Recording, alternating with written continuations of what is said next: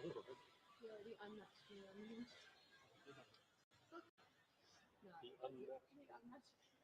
Is that how it works? Well, I didn't do the donuts in Australia, but I just did it for them in the it's just way too late. It's supposed to be stuff like this, but not related to them. So it matches you up into programs. No, like you say, like people come up and say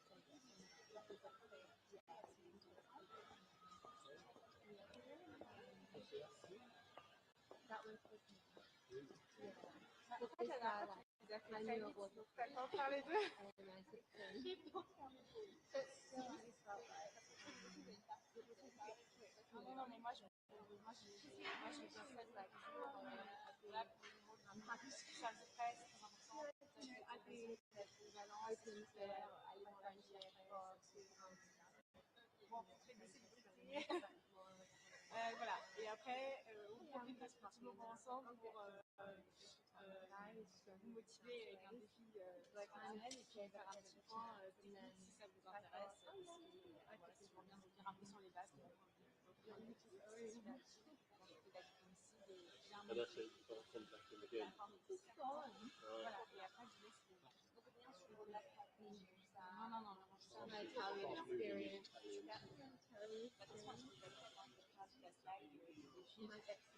Tu vois, par exemple, tu peux leur faire imaginez faire une installation. Là, deux personnes parmi vous font les ministres devant l'ambassadeur et un autre fait une photo. Comment vous faites dans cette pièce une belle photo? Tu vois, tu vas voir comment ils se positionnent, tu verras où ils se mettent par rapport à la lumière et tout, et tu vois ce que ça rend, et après, trop bien.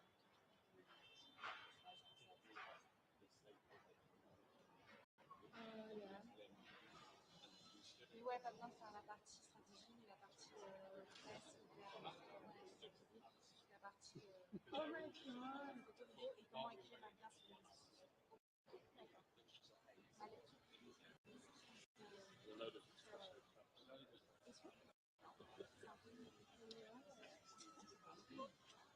Oh, news Italian photographers would do different things.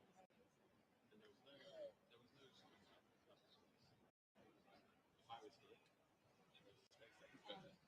if I was here,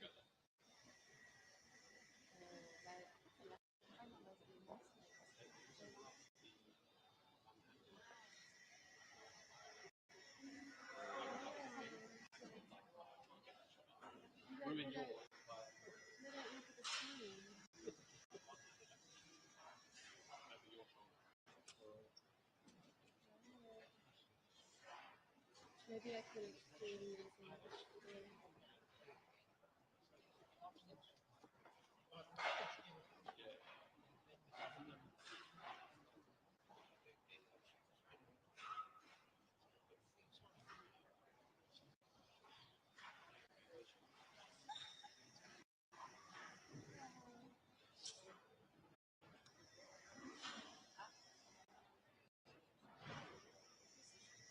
Et l'ambassadeur, lui, il avait un œil.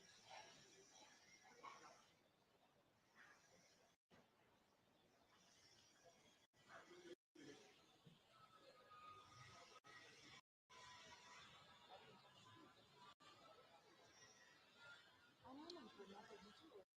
C'est comment eux, ils ont décidé, ils sont allés trois batchs. Et il y en a un pour le ministre, un pour le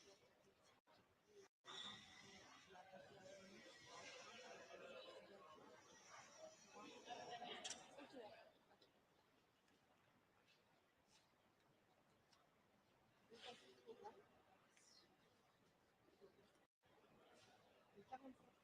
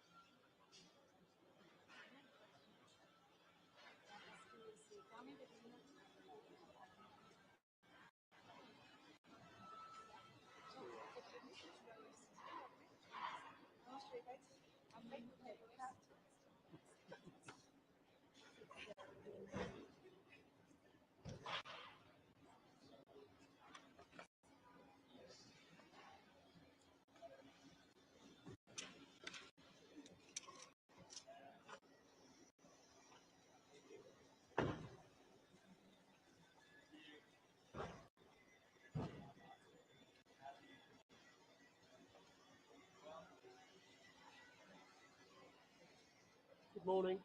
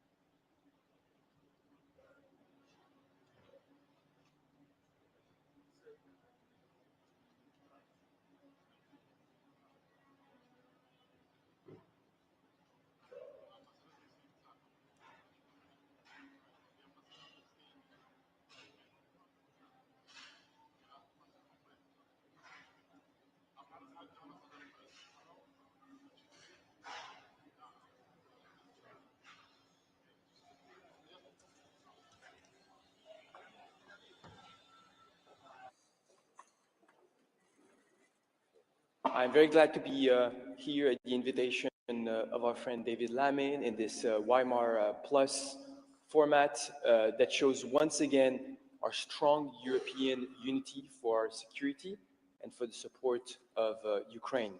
I'm speaking, of course, just after the historic visit by President Macron, the German Chancellor, the British Prime Minister, the Polish Prime Minister, in Ukraine, where they met with President Zelensky and reiterated their clear support for just and lasting peace in Ukraine. Our position is very clear. We want peace, we want negotiations. The precondition for this is, of course, to be able to have a truce, unconditional truce in the air, sea, ground, for 30 days that can create the space for negotiation. We've seen that President Zelensky has shown time and time again that he is open to negotiation, that he wants diplomacy, that he wants peace. This is something that he's stated many times. Meanwhile, Putin's only response has been more bombing, has been gaining time, has been closing its door to diplomacy and seriously and sincerely engaging in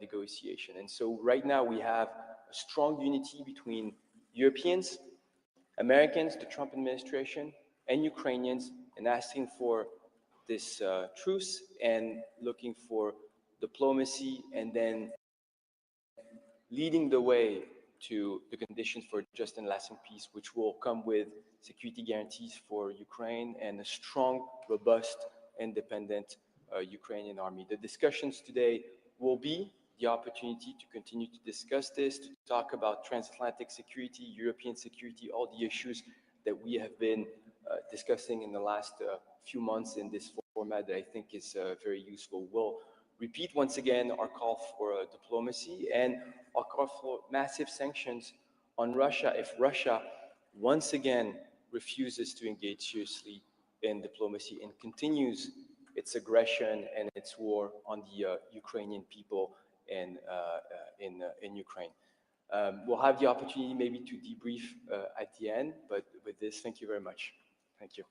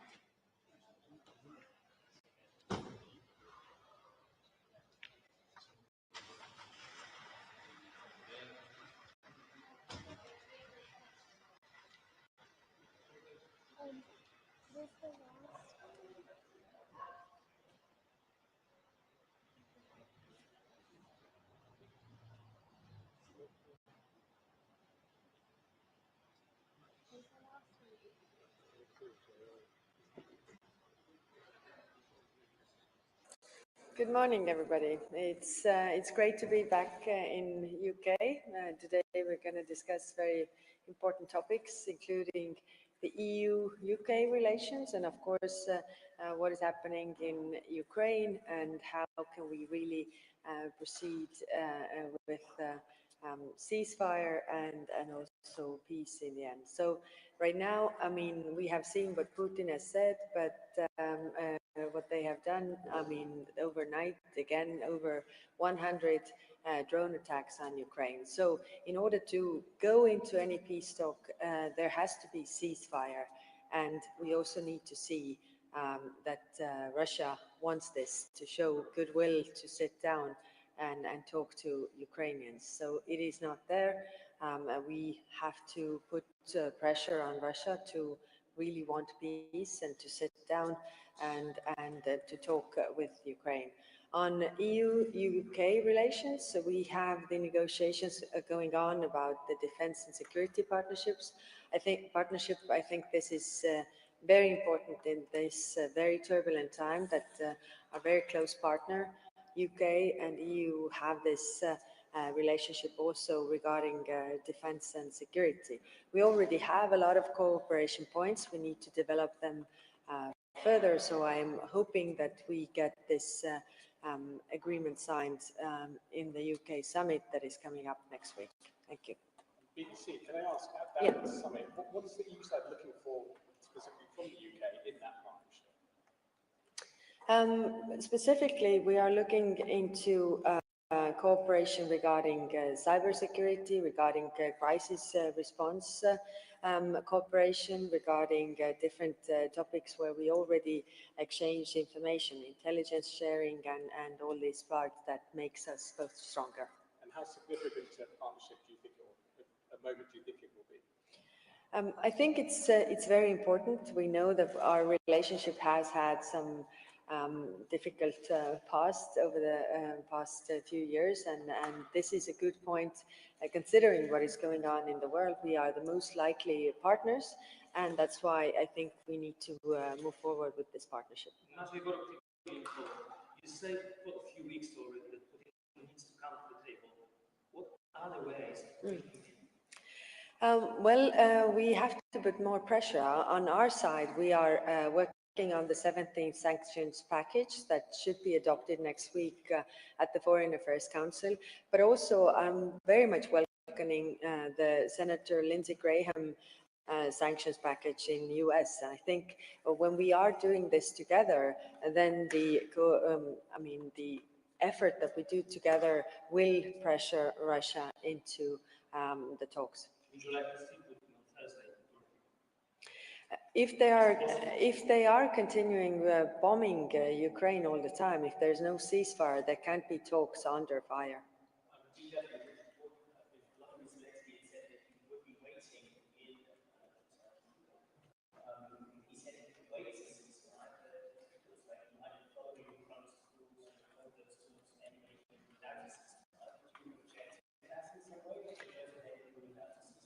Well, we want to see also that Russia wants peace. I mean, it takes two to want peace. It takes only one to want war. And we see that Russia clearly wants war. It has been over 2 months already when Ukraine agreed to unconditional ceasefire. Russia has just played games. So I think they are playing games right now as well.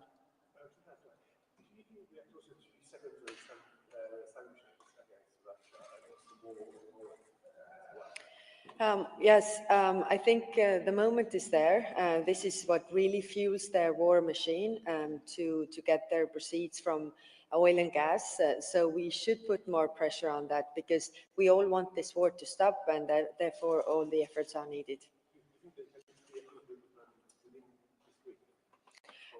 No, not within this week. This is the preparations are already ongoing when it comes to the 17th package. of sanctions, but you know, as soon as we get that adopted, we start to also prepare for the next one. And I think there, the United States is also a very important player. You think that Donald Trump is more keen now on tackling Russia? Well, I think it is clear to everybody that we need to put the pressure on Russia because they are playing games. And in order to put the pressure, we have to use the tools that we have, and this is one of the tools. And therefore, I really welcome the sanctions package that Senator Lindsey Graham has put forward together with his Democratic counterpart. Would you support the UK taking part in EU-led peacekeeping operations? We have close cooperation with UK on various topics, and we are already in different parts together in crisis response management. So I think when we look around Europe, we look at Western Balkans, we look at different security theaters. These are also threats, or what is happening there also has an effect on UK as well as EU, and therefore it's also vital that we cooperate on different fields. Thank you very much.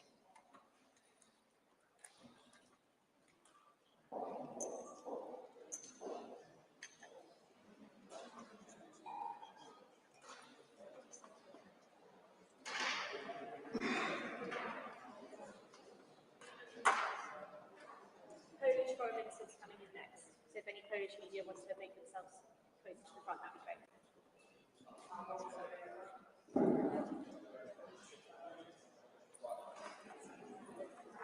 Good morning. Delighted to be here at Lancaster House. Very important meeting after the trip to Kiev of our heads of government. We have agreed to continue to be of service to the cause of peace. We hope that parties will find a way to cease fire and to have productive, real negotiations about ending this war and bringing back respect for international law. I'm here on behalf of Prime Minister Tusk. We hope to narrow down with the Foreign Minister of Ukraine as to what needs to happen, what, above all, the Russian Federation needs to do for this war to end. Panie ministrze, prezydent Zełenski mówi, że pojedzie, będzie czekać w Turcji na prezydenta Putina, ale ceasefire, czyli zawieszenie broni, już się nie utrzymuje ze strony rosyjskiej. Jaki jest sens, żeby jechał? Po co pan tego namawiał, żeby jechał jednak, czy nie ma sensu? Tak, to kolejny dowód na to, że Ukraina okazuje dobrą wolę. Już ponad miesiąc temu prezydent Ukrainy zaakceptował bezwarunkowo 30-dniowe zawieszenie broni. A to Federacja Rosyjska wymyśla pomysły, dla których chce nadal kontynuować ataki na Ukrainę. My jako Zachód musimy wyciągać z tego wnioski, że to na agresora trzeba wywierać presję, aby porzucił swoje cele w Ukrainie, bo one są niewykonalne. Panie ministrze, zamknął pan konsulat. Dlaczego i czy kiedykolwiek się pan spodziewał, że z takich powodów inne państwo podpala komuś budynek, będzie pan się? Jest to oburzające, ale niestety nie zaskakujące, bo przypominam, że już poprzednio zamknąłem też rosyjski konsulat w Poznaniu po poprzednim akcie dywersji w Polsce, próbie podpalenia fabryki farb we Wrocławiu. Wczoraj ministrowie spraw wewnętrznych i sprawiedliwości pokazali czy oświadczyli, że mamy niepodważalne dowody na to, że ten olbrzymi pożar przy Marywilskiej został wykonany na zlecenie rosyjskich służb specjalnych. Tam cudem nikt nie zginął. Więc to nie jest zachowanie, które możemy tolerować. Polska Demokracje zachodnie nie dokonują w Rosji aktów dywersji. Więc Rosja nawet nie ma prawa do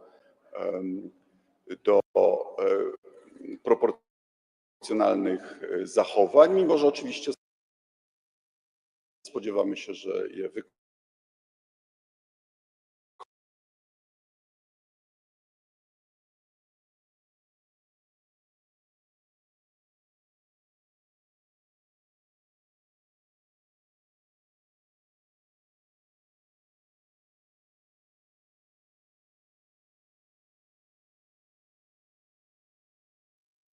Funkcjonuje ponad 2000 rosyjskich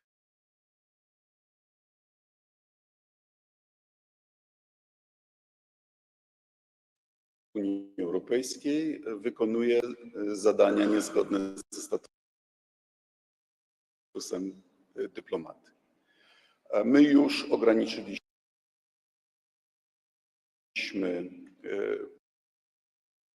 rosyjskich dyplomatów, ambasady do Mazowsza, a pracowników konsularnych do swoich okręgów konsularnych. To jest kolejne przesłanie do władz rosyjskich. Wiemy, co robicie, nie akceptujemy tego i wyciągamy konsekwencje. Dlatego jeszcze raz apeluję do kolegów i koleżanek z Unii Europejskiej, aby zrobić to, co Polska i Republika Czeska. Mianowicie ograniczyć prawo do poruszania się, a najlepiej jeszcze, żeby utrudnić im obsługiwanie agentury w innych krajach członkowskich. Rosjanie nie mają prawa do korzystania z dobrodziejstw strefy Schengen. BBC focus, you're also preparing for the signing of the security partnership in a week's time with the UK. 5 years on from Brexit, does that mark some sort of a turning point? And we are hoping and working during our presidency in the EU for the best possible relations between the European Union and Britain. Just last week, David Lammy was a guest of honor at the informal meeting of EU foreign ministers in Warsaw. This was Britain's return to the Gymnich. And now the leaders of the four countries traveled together in Kiev. We appreciate Britain's role in Ukraine. We appreciate the fact that Britain, moving faster, can do the right thing quickly and therefore give us the lead on doing what's right. Will this mark some sort of return of the UK to European? We need each other in the security area, and not just defense, broadly understood security area. You may not have picked up what I said in Polish. An hour ago, I took the decision to close down the Russian consulate in Krakow.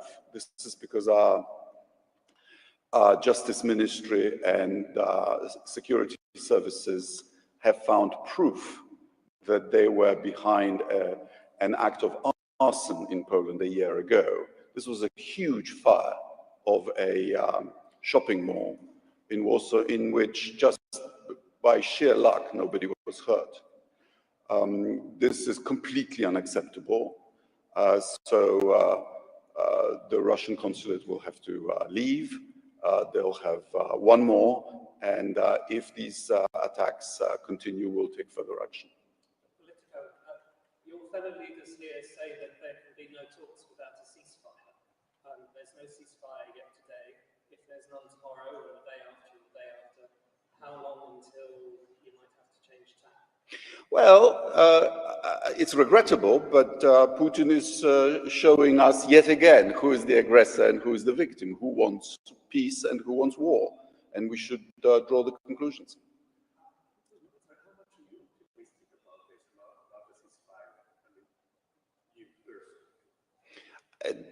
I can't read Vladimir Putin's mind. If I were him, I wouldn't have started this criminal invasion. It was made on hyper-optimistic assumptions, which have all proven wrong. I think in Britain you have a saying that after 8 years, every prime minister goes mad. Well, he's been in charge for over 20 years, And I suspect that he's fed ultra-optimistic information about the state of the Russian economy or the state of the Russian army. You know, he's sacrificing tens of thousands of soldiers to capture a village or two. It would be sensible to end this misfortune, this criminal war, but Mr. Putin is not sensible. Well, if he yet again rejects a ceasefire, then the logical conclusion is that pressure should be brought to bear, not on the victim of aggression, but on the perpetrator of aggression until he feels the pain and becomes more reasonable.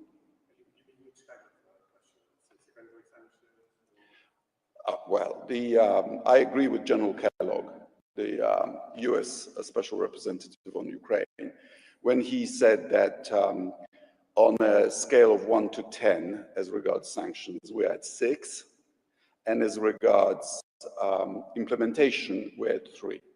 We could do much more, and we should. Thank you very much.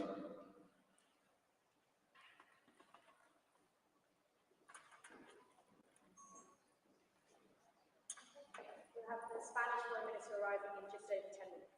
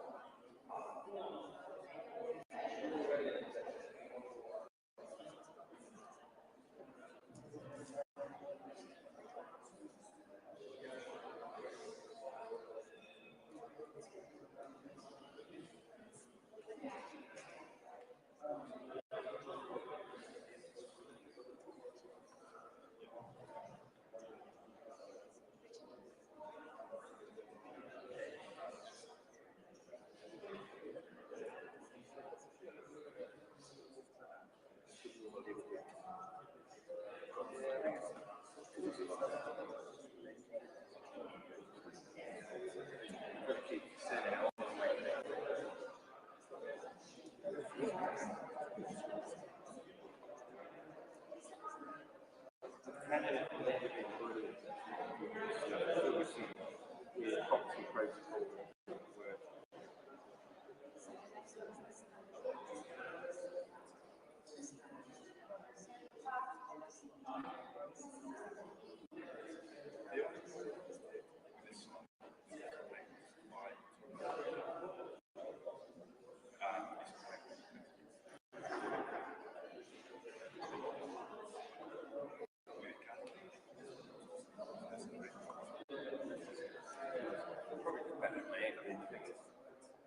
about 12 minutes if you can hear anything now.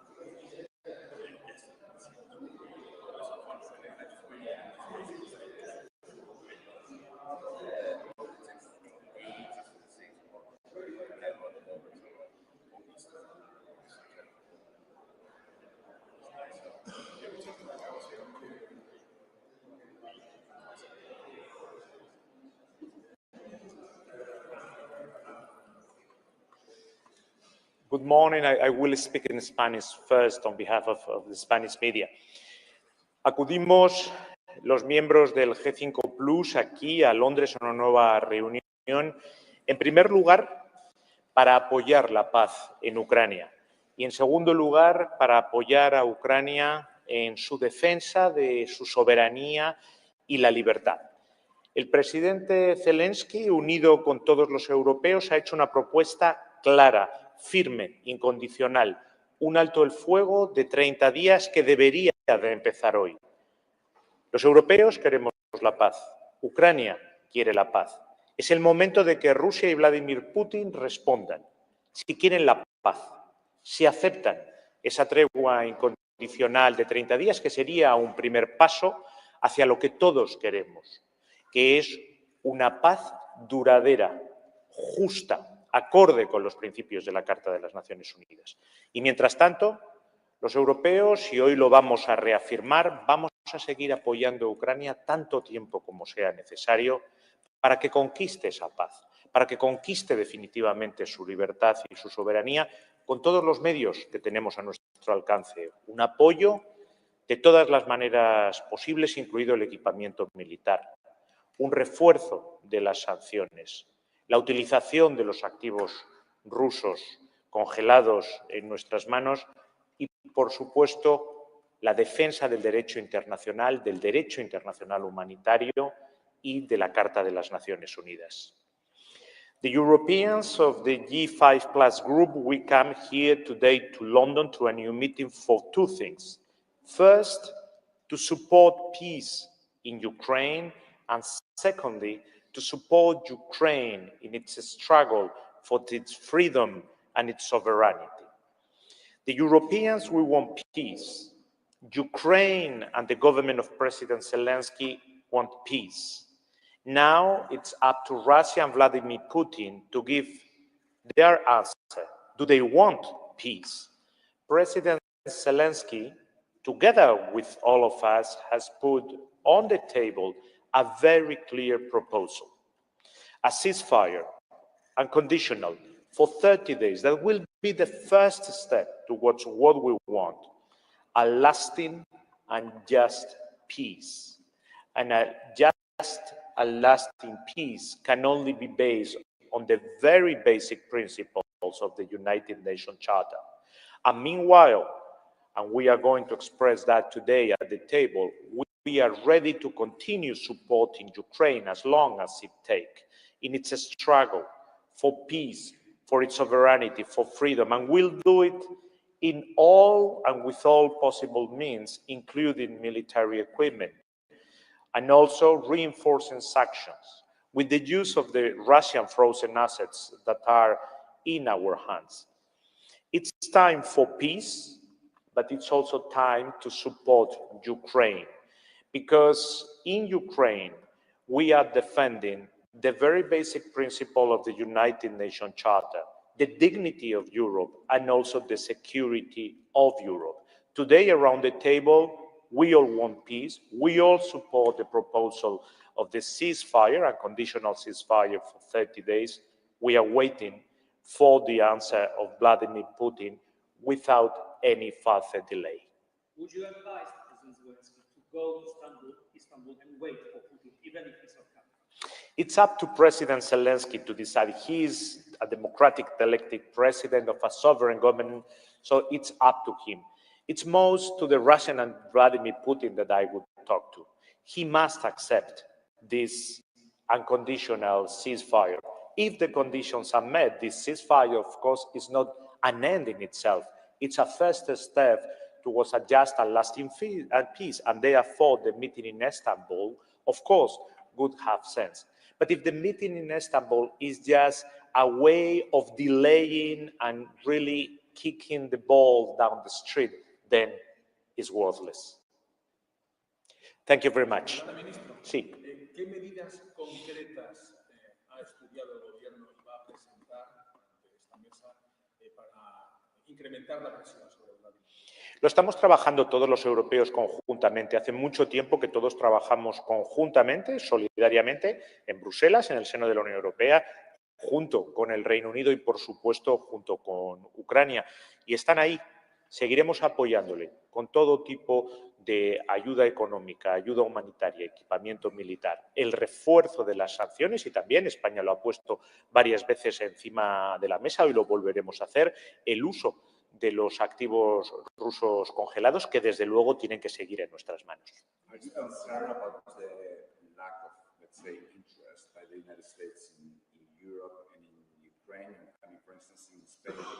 This week we have the news that there won't be as many ships from the US Navy in Rota as expected. After the meeting of last Saturday of the different leaders, they had a very meaningful conversation with President Trump, and we were more or less on the same page. But we don't have to wonder so much what others will do. What we have to decide is what Europeans we are going to do, and that's what we will be discussing today. And last question before I go. Sí. Yo creo que negociaciones de paz sin un alto el fuego previo no son negociaciones de paz seria. Hay una propuesta seria, concreta, un alto el fuego de 30 días, que es incondicional. Eso es lo que demuestra quién quiere la paz, como la quiere el presidente Zelensky, Ucrania y los europeos, y quién prefiere la guerra. Muchas gracias. Thank you.